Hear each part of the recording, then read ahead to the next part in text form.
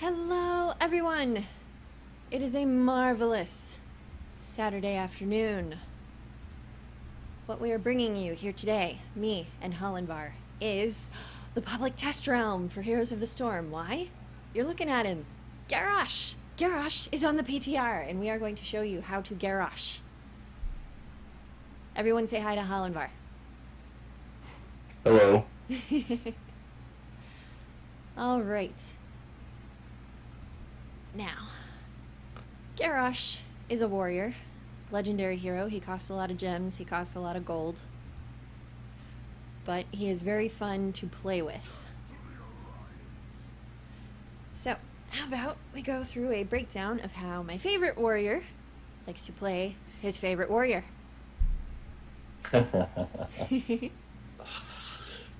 Okay. Garrosh is a melee warrior. He's rated at difficulty medium, but he's actually fairly easy to initially play. His first three abilities are Groundbreaker, Bloodthirst, and Wrecking Ball. Groundbreaker is a targeted area of effect that initially deals 81 damage, and any hero on the outer edge of this little cone effect will be pulled instantly towards him. Bloodthirst is a AoE effect, deals damage to an enemy and heals Garrosh. So it's a nice self-heal for when you're in the thick of it. Wrecking Ball is too much fun. Wrecking Ball allows you to throw an enemy, damaging and slowing them. So by using Groundbreaker to bring them towards you, you can immediately use Wrecking Ball to throw them, which is an amazing amount of fun. As Garrosh gets damaged, his armor goes up. For every 2% of his health missing, he gains 1 armor. So that's always a plus, but he is more susceptible to siege damage because of his armor ability. His 2 heroics are Warlord's Challenge, which silences attackers and forces them to attack Garrosh for the next 1.5 seconds. Kind The of one like I personally use... Go ahead. Kind of like taunt. Yeah, it's like a taunt ability. The one I personally use is Decimate. That is a massive AoE, has a cooldown of 8 seconds, but it stores 3 charges. It deals damage, it slows the enemies, and it recharges faster for each hero hit. Awesome. Those are all his abilities you're going to be playing with. Overall, Garrosh is a pretty easy warrior to initially start with, but the intricacies and positioning of Garrosh takes a little bit of time. I've literally been playing Garrosh since he was dropped on the PTR. Yep. Downloaded the PTR that same day. Yes. And he pairs best with people who can protect him from siege damage so he can do his incredible amount of damage, or with healers. Between the two, just 2 people, whether Sylvanas or Ariel, which we have both paired him with, he does exceptionally well. Mm-hmm.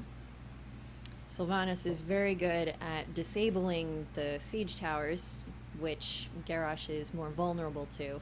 And Oriel is an excellent healer, and Garrosh is unique among warriors because warriors aren't very heavy in the dishing out pain. Most of the time you want to pair up Oriel with a high damage assassin. Garrosh is different because he puts out quite a bit of damage, and no sooner does she spend all of the energy on a heal, he'll fill up the hope bar in 5 seconds. Or less than 5 seconds. So they make an excellent combination. And you're going to see that today. You're going to see that here. Hey, Nick. Hello. Hey, Nick. Nick is here to join us. Because I'm amazing like that, right? And once we do load in, you'll notice that I am running the Black Rock Garrosh skin, which I forged for 150 shards.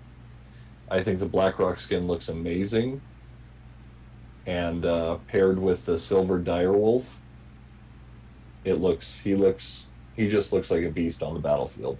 You want to go over your talent choices? Yeah. All right. At level 1, you start off with either Warbreaker, Unrivaled Strength, or Body Check. Body Check is an additional activated ability that deals damage and slows the opponent. Unrivaled Strength increases your Wrecking Ball's throw range and damage. That's going to increase your ability to hurl your opponents.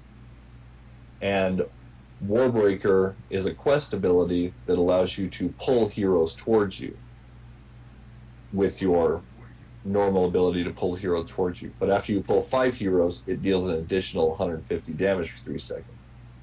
After you pull 15 heroes, it reduces your cooldown by 3 seconds. I personally like the more passive ones, so I go with Unrivaled Strength, which increases my throw by 20% and damage by 100%. For level 4, you have In for the Kill, Thirst for Battle, and Indomitable. In for the Kill is a passive ability that causes Bloodthirst to reset its cooldown. When you kill something with Bloodthirst, it resets its cooldown, and it restores mana. Thirst for Battle is a passive. Basic attacks against you reduce the cooldown of your Bloodthirst by 2 seconds. And Indomitable is an active ability, makes you unstoppable for a second and a half. Once again, personally, I prefer the more passive effects, so I generally use Thirst for Battle, which, as long as I'm basically using my basic attacks, I'll be able to use my Bloodthirst more often, which will heal me and continue my damage spree. 7 is a warrior. Yeah. 7 is Intimidation, Brute Force, Oppressor, and Into the Fray. Intimidation reduces, whenever you hit an opponent with Groundbreaker, it reduces their attack speed.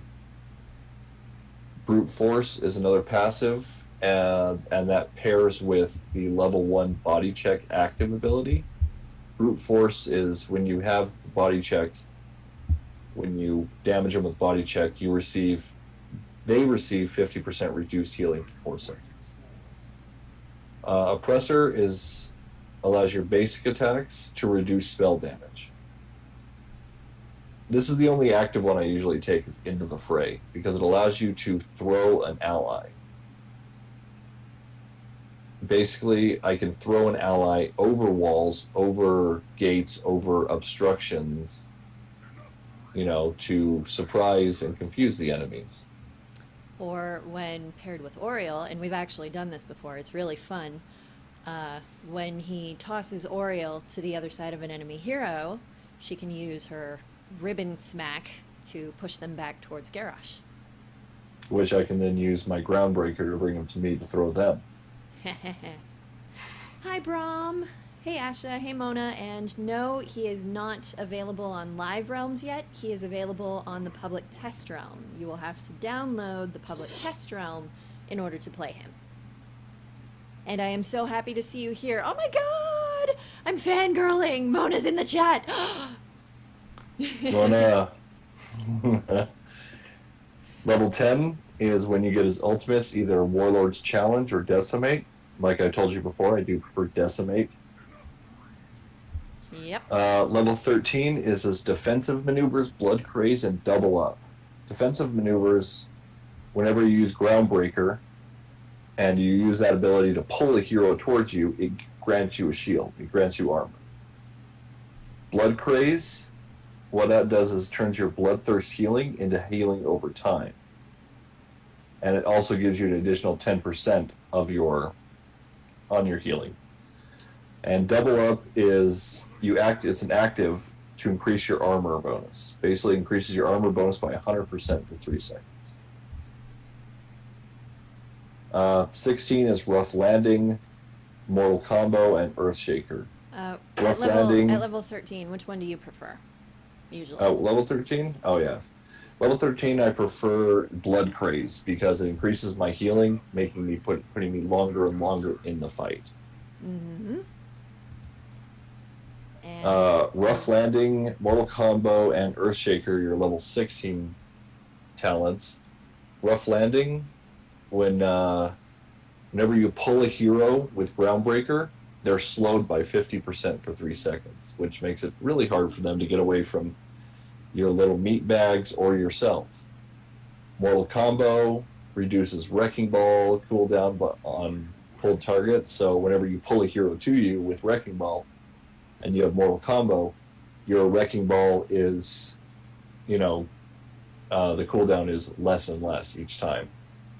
And Earthshaker, whenever you use Wrecking Ball, it stuns enemies that are near you on impact. So Wrecking Ball is, of course, when you throw your opponent. So whenever you have Earthshaker, you throw your opponent at your opponent, and it stuns them. And that's the one I prefer, is throwing people at other people to stun them. It's amazing. Yes, you have a lot of fun with that. Yeah. And of course, level 20, you're going to come up with Death Wish, Deadly Calm, Titanic Might, and Inner Rage. Death Wish increases your Warlord's challenge duration, basically your taunt. Deadly Calm, Decimate reduces the damage dealt. So heroes hit by Decimate deal 20% less damage for 3 seconds. Titanic Might, your Wrecking Ball, your ability to throw your opponents, you can now throw 2 people. So you're double fisting throwing enemies. And Inner Rage combos with Body Check from level 1, and it grants you an additional charge of Body Check. Depending on the situation, I either pick Deadly Calm, which reduces the damage that heroes dealt by Decimate deal to me because they're going to be on me. Or if I'm feeling spicy, I'll go with Titanic Might to double fist throwing of enemies. Feeling extra spicy today, Hal? I'm not entirely sure. We'll see what maps we get. We'll see, yes.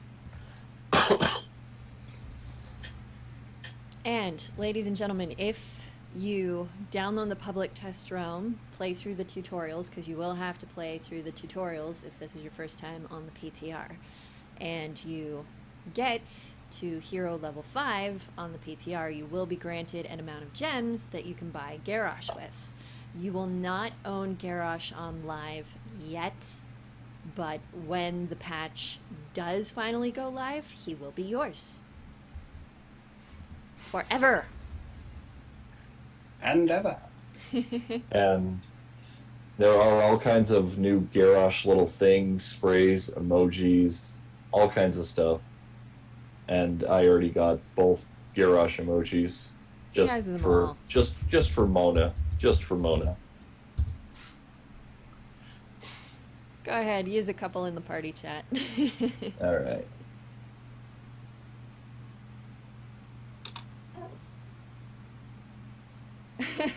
We have nice voices. Mona says we have nice voices. Thank you.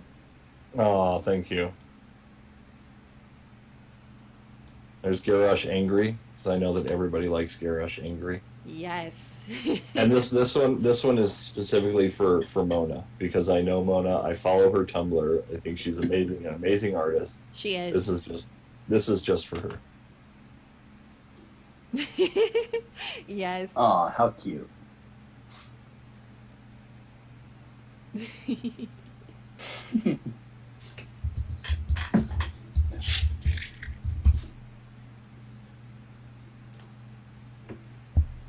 Happy Oreo.